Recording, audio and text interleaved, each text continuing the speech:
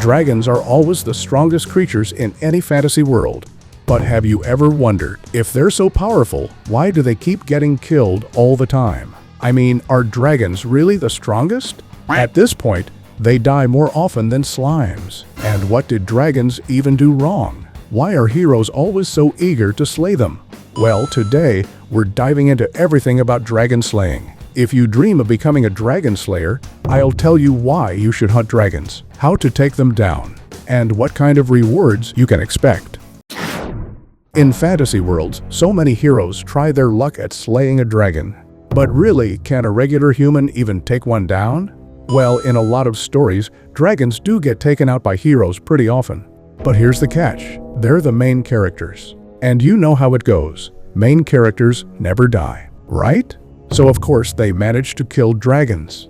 But what about us? Just normal adventurers, not some chosen one with plot armor. Could we actually defeat a dragon?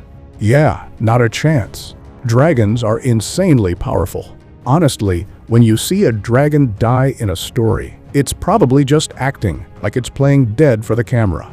In theory, humans can't beat a dragon ever. Just look at the size difference.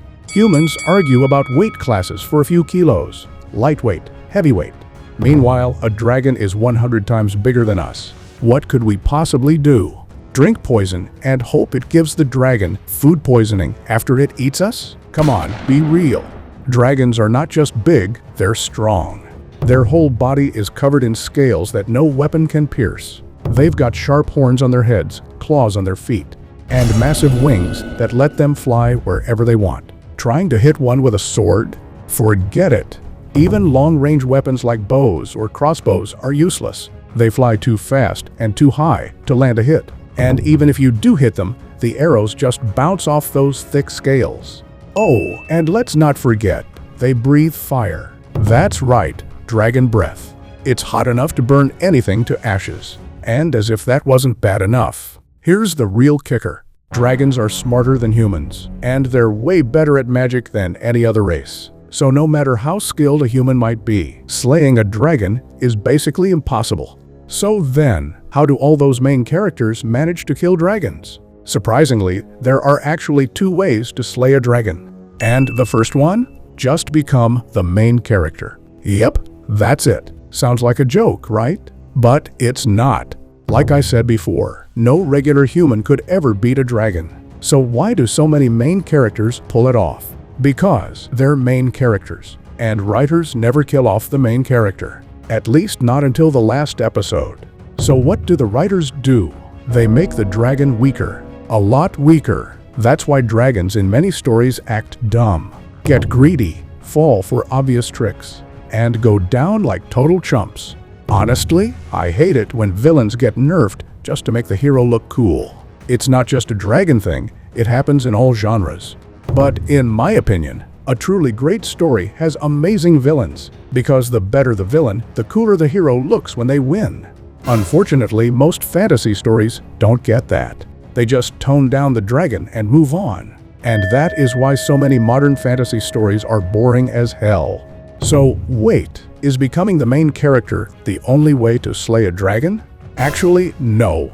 There is a more realistic way. You just have to go for the dragon's weaknesses.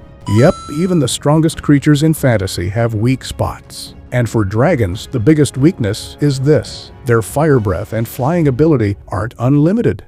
Sounds weird, right? But even in fantasy, there's gotta be some logic. Let's break it down. Assuming the dragon isn't using magic, how does it breathe fire? Here's a clue. Think of a gas lighter. Basically, the dragon stores gas inside its body, then blasts it out super fast. But gas alone, that's just a burp. So obviously, it needs a way to ignite it. But dragons don't carry lighters, and they don't smoke. So how do they do it? Well, it's said they clash their teeth together like flint and steel. The spark lights the gas, and boom, dragon breath. Kinda like a living flamethrower. Pretty cool theory, right? But here's the catch. That gas? It runs out. No, not because Putin turned off the pipeline. It's because dragons only have a limited supply. They actually make the gas themselves by digesting meat. Yup, dragons are carnivores. They eat animals, let the bodies rot inside them, and special microbes in their stomachs create gas, just like cows. So yeah, if dragons were real, they'd be public enemy number one for environmental groups. And since making that gas takes time and energy, they can't just breathe fire forever. So if you ever find yourself fighting a dragon, make it waste all its breath attacks first. Once it's out of gas, no more fire. But that's not all. Some say dragons also need gas to fly. Why?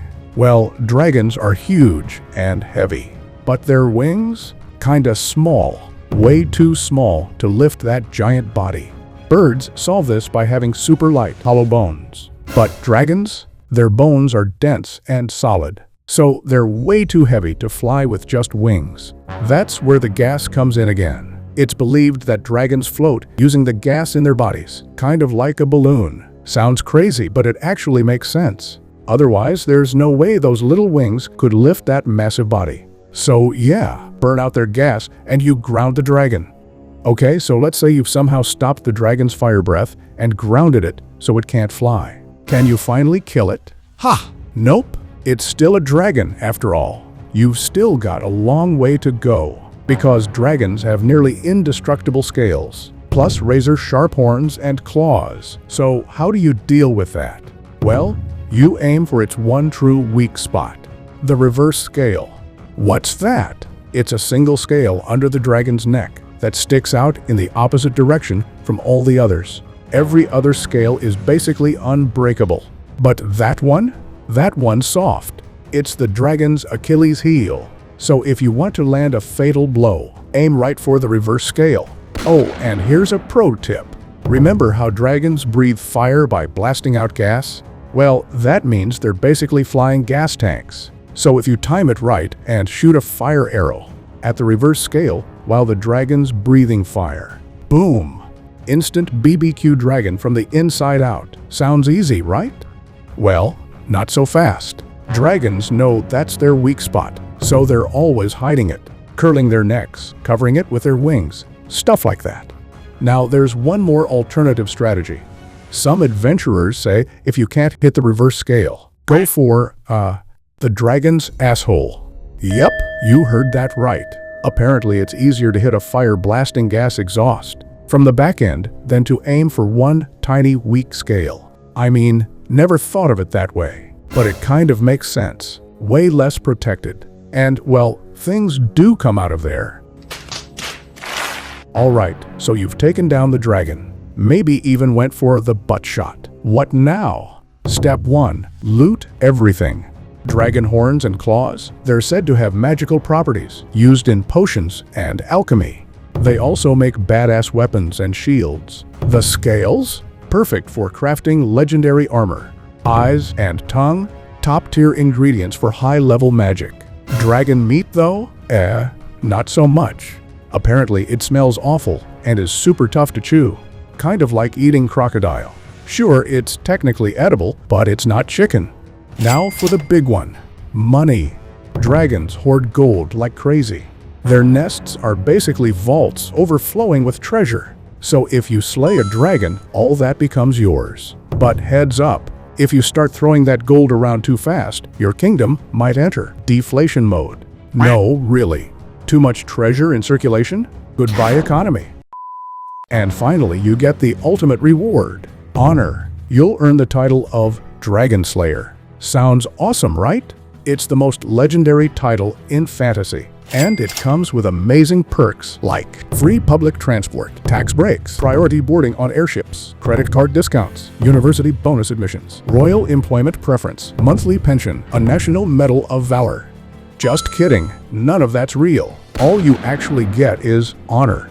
Yep, just pure, meaningless glory. Well, maybe sometimes a kid will run up and go, Wow, mister, did you really fight a dinosaur? That's so cool. and that's it. Risk your life, save the world, and they still treat you like you just caught a big fish. No wonder no one volunteers to fight the next dragon. So that's everything you need to know about dragon hunting. What did you think? Feeling brave enough to challenge a dragon now? Well, here's the thing. There's one more way to slay a dragon that we haven't talked about yet. Just go after a baby one. Next time, we'll talk about where dragons come from and what happens when they die. To be continued in the next story. Lamassu Fantasy: The Birth and Death of Dragons.